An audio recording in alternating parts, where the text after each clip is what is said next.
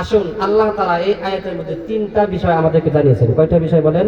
তিনটা বিষয়। প্রথমত আল্লাহ বলতেছেন, তোমরা প্রথমে কোথায় ছিলে? আমরা কোথায় ছিলাম বলতে পারবেন? দ্বিতীয়ত কথা হলো, তোমরা কোথায় আছো? আমরা আছি কোথায় বলতে পারবেন? তৃতীয় কথা হলো, তোমরা যাবা কোথায়? আমরা সবাই ছিলাম হলো প্রথমে জান্নাতে। সোনা বলবেন না? জান্নাতে কেমনে ছিলাম? আচ্ছা, মনে করেন যে আপনার আব্বা আম্মা যদি এই গ্রামে বসবাস করে, তাহলে আপনি ছেলে হিসাবে পরের সূত্রে আপনার বাড়ি কোথায় হবে? এই গ্রামে না?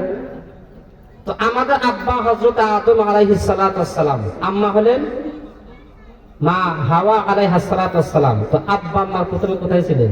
জান্নাতে না? তো এখন গোটা দুনিয়ার মানুষ আদম সন্তান কিনা? তো আমরাও বাড়ির সূত্রে আমাদের বাড়ি ছিল জান্নাতে। কথা বুঝতে পারছেন?